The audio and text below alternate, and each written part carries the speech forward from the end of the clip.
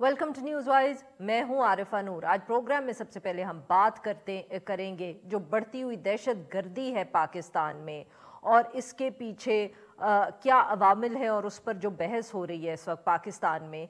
गुज़िश्ता रोज़ civil lines police Peshawar में एक मस्जिद में धमाका हुआ। अब तक जो इतलात सामने आई हैं 100 से ज़ायद जो बात हैं हलाकतें हैं वो हो चुकी हैं। पुलिस हुकाम जो हैं वो इसको एक सिक्योरिटी लैप्स करार दे चुके हैं, मगर इसके साथ साथ ऑब्वियसली काफ़ी एक कन्फ्यूजन सी हमें नज़र आ रही है कि ये वाक़या किया किसने। धमाके के बाद मीडिया पे फ़ौरन ये इत्तला आ गई कि कलअदम टीटीपी की जो मोहम्मद चैप्टर है उसके तर्जुमान का ये बयान सामने आया कि उन्होंने ज़िम्मेदारी कबूल की इस हादसे की और ये भी कहा कि जो खालिद उमर खुरासानी जिनको गुज़िश्ता साल अफ़गानिस्तान में हलाक किया था ये उस हलाकत का बदला था। मगर फिर कलअदम टीटीपी के जो तर्जुमान हैं मोहम्मद खुरासानी, उन्होंने एक ट्वीट के ज़रिए इस बयान से जो सेंट्रल ऑर्गेनाइजेशन है उसका उन्होंने कहा कि हमारी कोई इससे ताल्लुक़ नहीं है, ना हम मसाजिद जैसी चीज़ों पर हमला करते हैं। इस सारी ऑब्वियसली वाक़े के बाद ये अब बहस दोबारा शुरू हो गई। पाकिस्तान में दहशत गर्दी जो है वो कितनी स्ट्रॉन्ग हो सकती है। हमारे साथ इस इशू पे बात करने के लिए मौजूद है एहसानुल्लाह टीपू साहब, डायरेक्टर न्यूज़ हैं खुरासान डायरी, और हमें ज्वाइन कर रहे हैं हसन खान साहब, सीनियर सहाफ़ी हैं, बहुत गहरी नज़र रखते हैं इन सब इशूज़ पे। Welcome to the show gentleman. जी टीपू साहब, सर आपसे गुफ्तगू का आगाज़ करेंगे। सर सिक्योरिटी लैब्स है, पुलिस एडमिट भी कर रही है, मगर बहुत कन्फ्यूजन है सर कि मतलब कि हमारे हुकाम तो जैसे इंतज़ार करें कि कोई ज़िम्मेदारी कबूल करेगा तो उन्हें पता चलेगा किसने किया। What does this say about हमारी सिक्योरिटी एपरेटस के? एक तो न सिर्फ हम इसको प्रिवेंट नहीं कर सके, दूसरा हम इंतज़ार करें कि कोई ज़िम्मेदारी कबूल करेगा तो हमें पता चलेगा कि करा किसने है। हाँ बिल्कुल। एक तो यहाँ पे हमले का होना ये बहुत यानी बड़ा एक सवाल है सिक्योरिटी के जितने भी इंतजाम हैं वहाँ पे, क्योंकि इस जगह तक आना आपको तकरीबन 4-5 जो सिक्योरिटी चेक पोस्ट है उससे गुजरना पड़ता है। रेड जोन है, पेशावर रेड जोन है। और यहाँ पे सिर्फ ये नहीं कि ये पुलिस की मस्जिद थी, बल्कि वहाँ पे CTD के भी दफातर हैं, वहाँ पे एलीट फोर्स के भी हैं, IG का घर भी करीब है, और सराउंडिंग में जितना भी एरिया है वो रेड जोन में ही आता है। तो वहाँ पे एक खुदकुश हमलावर का घुसना, और वहाँ जिस तरह IG साहब आज वो फरमा रहे थे कि तकरीबन 15 से 20 kg एक्सप्लोसिव वो अंदर लेके गया था, तो वो उसका वहाँ पे ये नहीं हो जाना, तो ये तो अपनी जगह है कि एक सिक्योरिटी लैप्स है और बहुत सीरियस लेवल का है। और दूसरा ये कि इतना टाइम हो गया अभी तक कन्फ्यूजन है।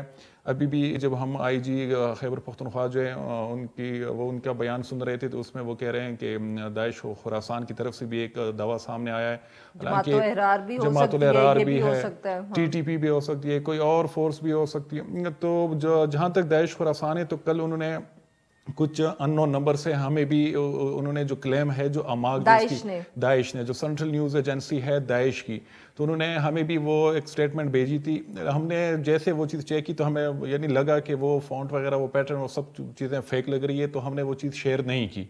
लेकिन IG साहब जो हैं वो कह रहे हैं कि हम उसको भी इन्वेस्टिगेट कर रहे हैं। तो बजाय ये कि इस तरह के फेक न्यूज़ के पीछे वो अपनी एनर्जी ज़ाया करें, जो TTP का एक दड़ा मोहम्मद चैप्टर जो है उनकी तरफ से बाकायदा यानी इसकी जिम्मेदारी कबूल की गई है, और वो प्राउडली इसको वो क्लेम करते हैं कि ये हमने जो हमारे सरबराह उमर खालिद खुरासानी उनकी हलाकत का बदला लिया है। और अभी भी आते हुए हमारी जब उनसे बात हुई तो उन्होंने कहा कि हाँ बिल्कुल हम इसकी जिम्मेदारी लेते हैं। वो मोहम्मद एजेंसी से इस लड़के का ताल्लुक था, और मुझे लग रहा है कि हो सकता है फ्यूचर में यानी और भी इस तरह के हमले हों, खासकर जो पेशावर है या पेशावर वैली में, क्योंकि ये जो ग्रुप है इनका फ्लो और इनकी जो प्रेजेंस है या इनग्रेस जो है वो इस इलाके में बहुत ज्यादा है, और वो पिंडी तक है, रावलपिंडी तक उनकी है। मोहम्मद चैप्टर की बात है। हसन साहब, आपने एहसानुल्लाह टीपू साहब की गुफ्तगू सुनी तो सर एक तरफ मेरे जैसा इंसान तो जब ये गुफ्तगू सुनता है तो सबसे पहले सवाल ये आता है कि क्या ये अब आपस में भी हम कहें कि TTP की जो कोई ऑर्गेनाइजेशन थी वो कमज़ोर पड़ रही है कि एक चैप्टर जो है वो जिम्मेदारी कबूल कर रहा है, सेंट्रल जो स्पोक्स पर्सन है वो कह रहे हैं नहीं हमने तो ये किया ही नहीं। देखिए अरिफा, मेरे ख्याल में ऐसी बातें जो है वो सब सिर्फ हम अपने दिल को खुश करने के लिए कर सकते हैं कि उनकी अंदरूनी لیڈرشپ کا جو ہے کوئی یوز ہو رہا ہے یا اسپلینڈر بن رہے ہیں. لیکن دیکھیں یہ بندہ جو تھا جس کا نام ایاز تھا, اس کو مومن ایجنسی میں اس کو قومی لشکر جو ہوا کرتے تھے ان لوگوں نے پکڑا تھا, اور اس کے بعد اس کو ایجنسیز کے حوالے کیا تھا. ان کا گھر جو ہے اس کو بھی مسمار کیا تھا. ابھی یہ کس نے چھوڑا ہے, کب چھوڑا ہے, کیوں چھوڑا ہے, دیکھیں کچھ بنیادی سوالات ہم تو یہ دیکھ رہے ہیں اس وقت, کیا انالیسس کر رہے ہیں کہ ٹی ٹی پی کیا ہے, افغانستان کیا کر رہی ہے, ٹی ٹی پی کے اندر کس نے ایکسیپٹ کیا, کس نے ایکسیپٹ نہیں کیا. لیکن حقیقت یہ ہے کہ اس بندے کو ہم نے پکڑا تھا, یہ کس کے پاس تھا اور کس نے چھوڑا ہے. دیکھیں بنیادی سوال ایک یہ بنتا ہے. دوسرا سوال یہ ہے کہ گزشتہ 4-5 مہینوں سے یہ سلسلہ چل رہا ہے. پشاور جو ہے وہ سانحات کا شہر بن چکا ہے.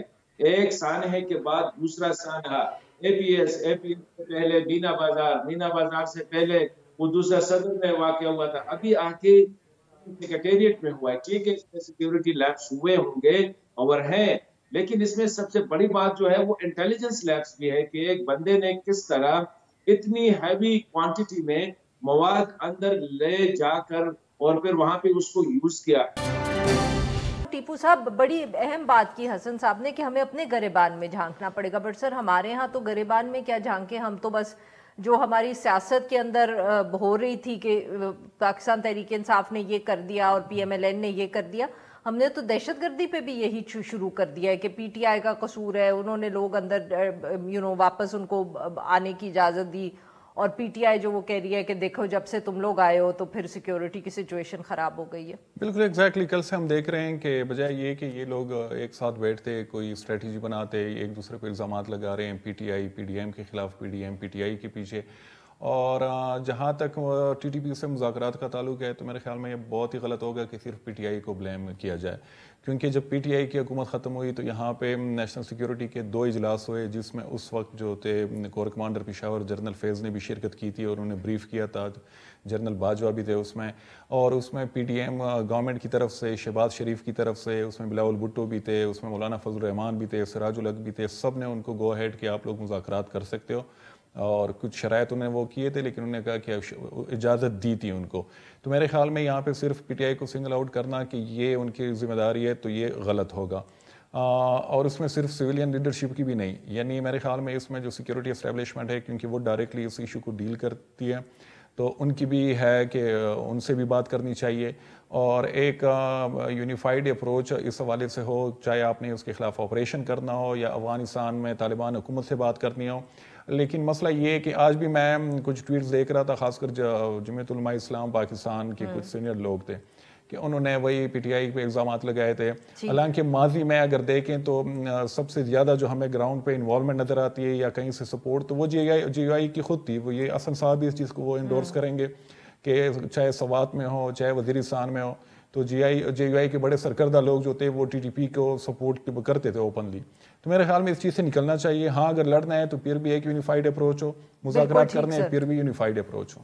بالکل سے حسن صاحب, آبویسلی سب سے بڑا ایشو تو یہاں وہی بار بار ہم بات کریں کہ ریڈ زون میں یہ واقعہ ہوا, پولیس کا بہت اس میں نقصان ہوا.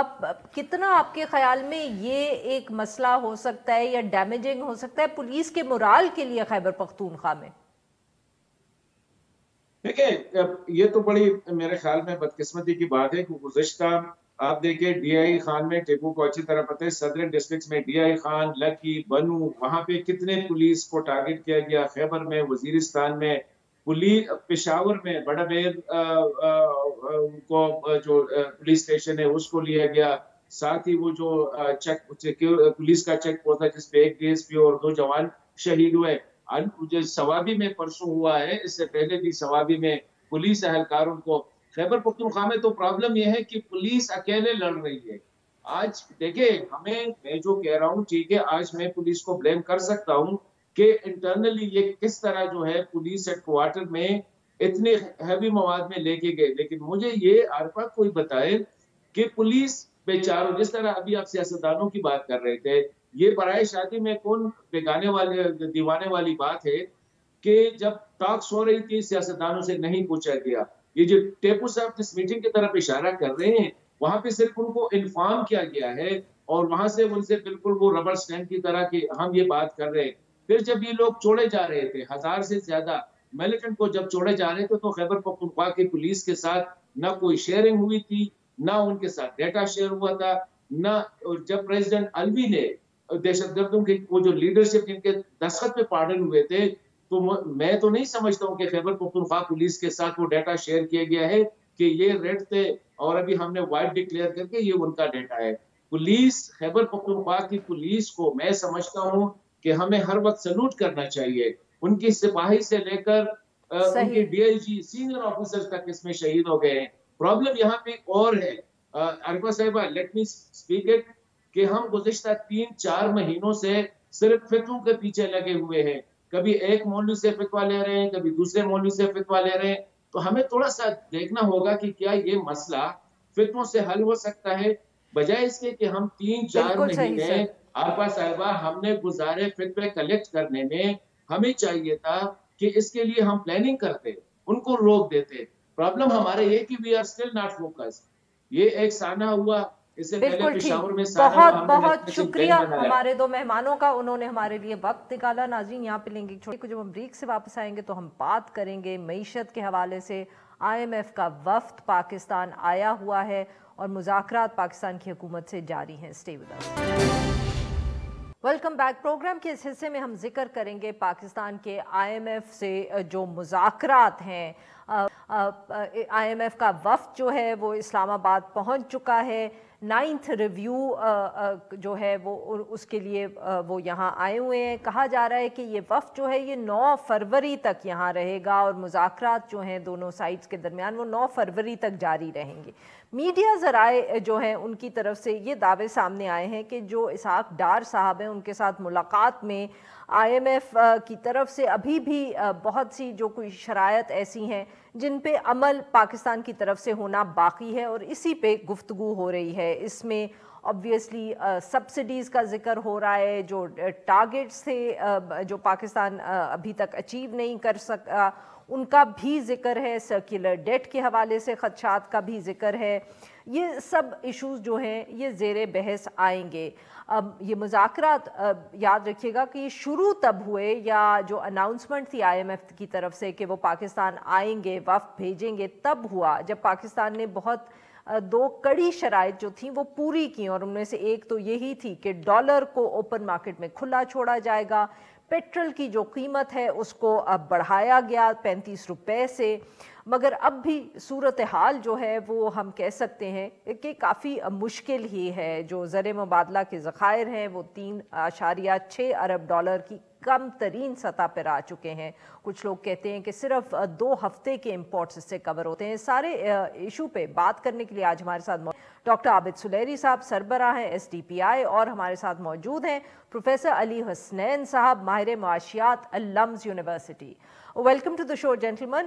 جی ڈاکٹر صاحب، ڈاکٹر عابد سلیری آپ سے گفتگو کا آغاز کریں گے. سر کون سے ایشوز اس وقت جس کو انگریزی میں کہتے ہیں نا what are the sticking points جن کے اوپر ڈار صاحب اور IMF ڈیلیگیشن کے درمیان اگلے چند روز گفتگو ہوگی؟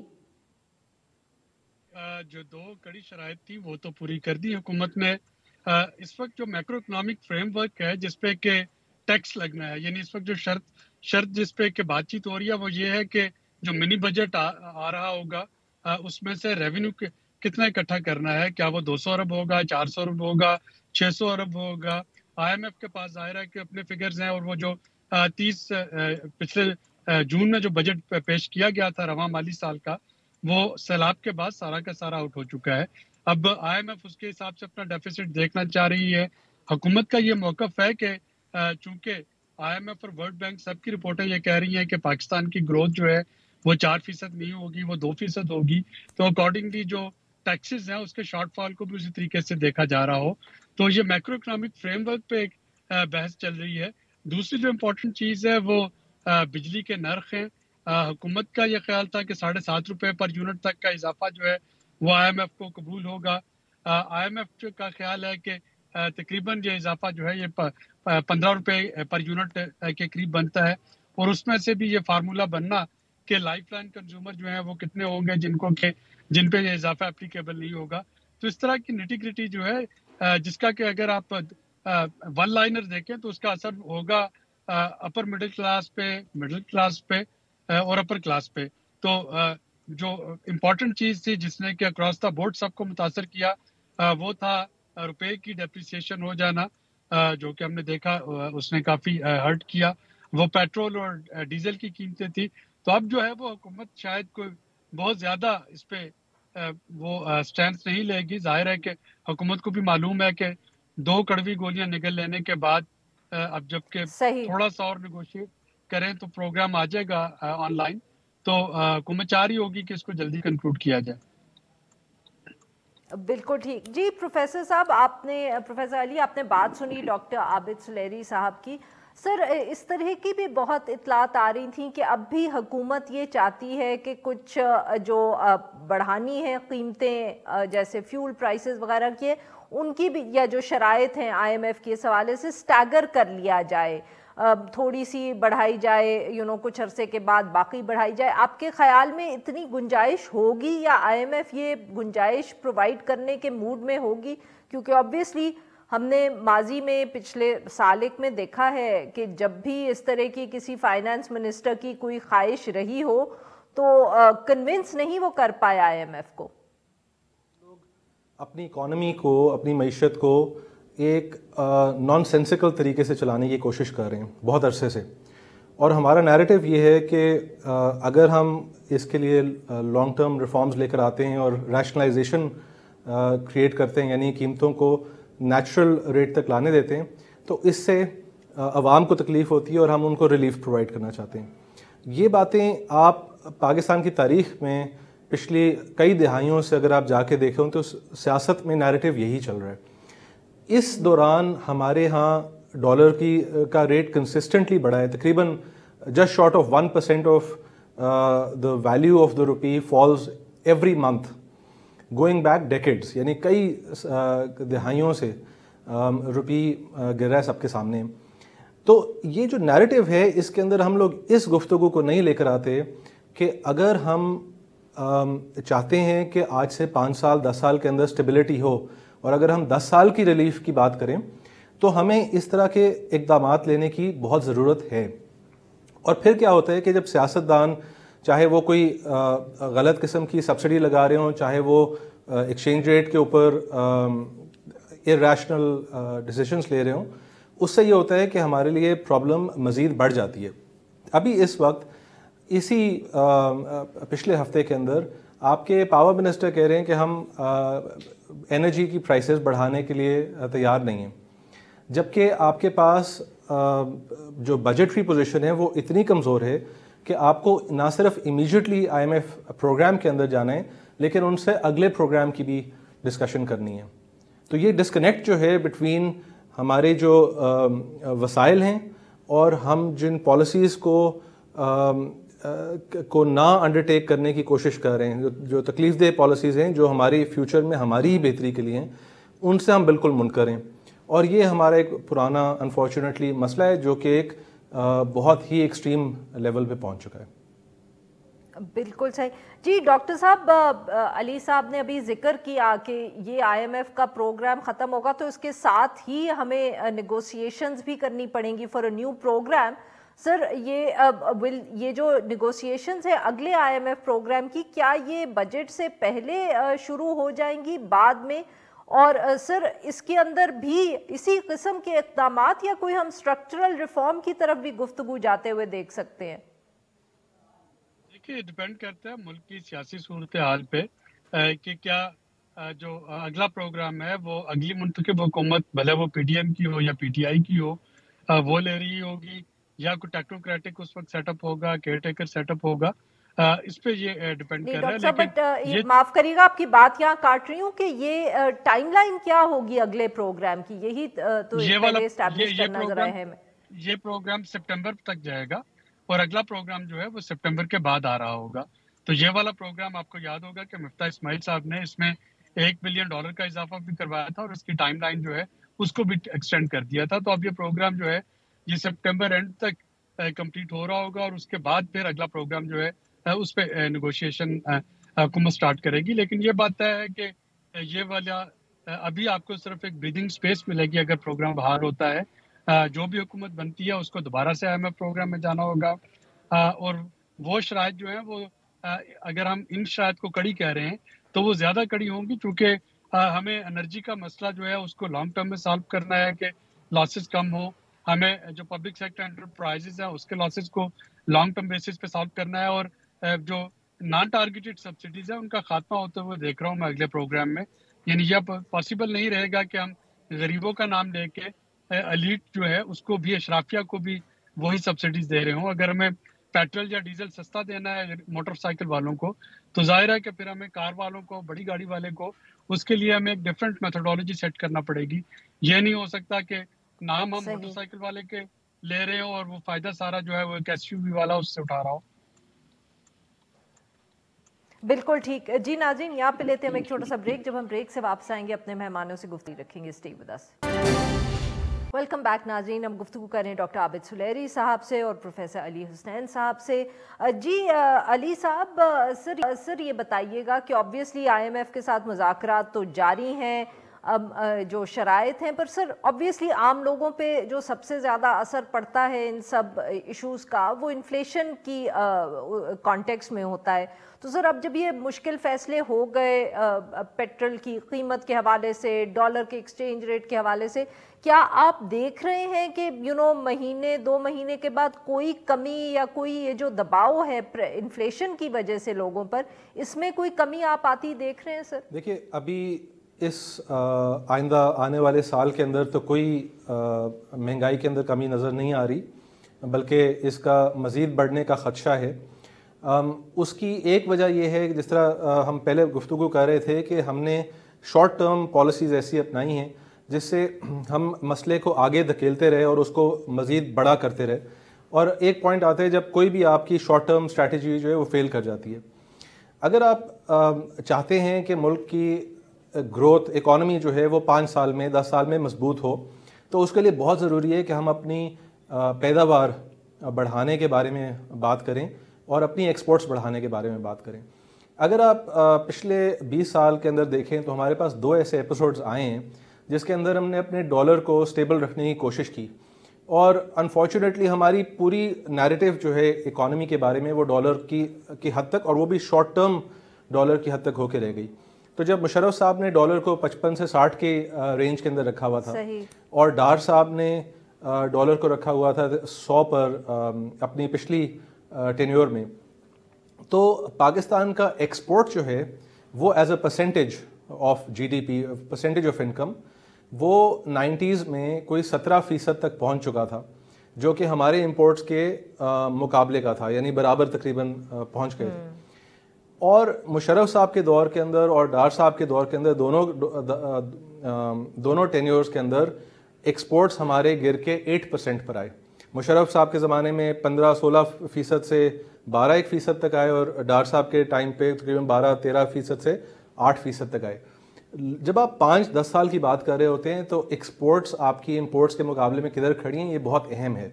और हमारे मुल्क में अनफॉर्चुनेटली एक्सपोर्ट आधी है हमारी इंपोर्ट्स की। जब तक हम इस चीज़ को ठीक नहीं करेंगे, आप महंगाई के लिए तैयार हैं और ये मज़ीद चलता रहेगा। अगर आप, मैंने पहले जिक्र किया कि पिछले 40 साल में डॉलर 8 रुपये से जो 250 रुपये हुआ है वो किसी वजह से हुआ है ना, उसका अंडरलाइंग रीज़न है एक्सपोर्ट्स और इंपोर्ट्स में गैप। बिल्कुल ठीक सर। जी डॉक्टर साहब, क्विकली सर, आजकल बड़ा जिक्र हो रहा है कि श्रीलंका को अभी तक उनका IMF प्रोग्राम फाइनलाइज नहीं हुआ, दूसरी तरफ बांग्लादेश जो है उनका फाइनलाइज हो चुका है। What's the difference? Is there यहाँ कोई पाकिस्तान के लिए सबक है सर? जी बिल्कुल, सबक ये है कि आप IMF में जितना जल्दी चले जाते हैं उतना बेहतर होता है। जब आपके क्राइसिस का स्टार्ट आपको लगता है, श्रीलंका बांग्लादेश के पास अभी भी $45 बिलियन के ज़खायर मौजूद है, लेकिन उन्होंने खतरे को भांपते हुए फौरन IMF को जो है प्रोग्राम के लिए रिक्वेस्ट कर दी और उसकी शराइत वो पूरा करना शुरू कर देंगे। श्रीलंका में भी यही हुआ कि उन्होंने एंड तक डिले किया और बल्कि डिफॉल्ट डिक्लेयर करने के बाद IMF को अप्रोच किया नई गवर्नमेंट ने, और अब IMF ने उनके साथ लिंक कर दिया कि वो अपने क्रेडिटर, जिसमें चाइना और इंडिया मेजर क्रेडिटर शामिल हैं, उनसे एश्योरेंस लेके आए कि वो कर्जे रीशेड्यूल कर रहे होंगे انڈیا نے تو کر دیا, چائنا سے ابھی اویٹ کیا جا رہا ہے. اور پاکستان کے کیس میں بھی خدا نخواستہ اگر کوئی اس میں ورسٹ کیس سینیریو دیکھ رہا ہوں تو وہ یہ ہے کہ حکومت ساری جو آپشنز ہیں وہ ساری شرائط ان کی مان لے, اور اس کے بعد وہ کہیں کہ جی اب آپ فوراً سعودی عرب اور چائنا اور یو اے ای وغیرہ سے یہ ایشورنس لے کے آئے لون کے ری شیڈولنگ کی, تو وہ وہاں پہ پاکستان جو ہے وہ فردر ڈیلے کا شکار ہوتا ہوا نظر آ رہا ہے, اور وہاں پہ فارن پالیسی کا ایشو بنے گا. سننے میں آ رہا ہے کہ اب رشیا کے بعد فارن منسٹر جو ہیں وہ واشنگٹن جا رہے ہوں گے. اگر وہ ایسا جاتے ہیں اور وہاں پہ جا کے تھوڑی سی ڈپلومیسی کر سکتے ہیں تو شاید یہ پاکستان کے لیے بہت بہتر ہو جائے گا.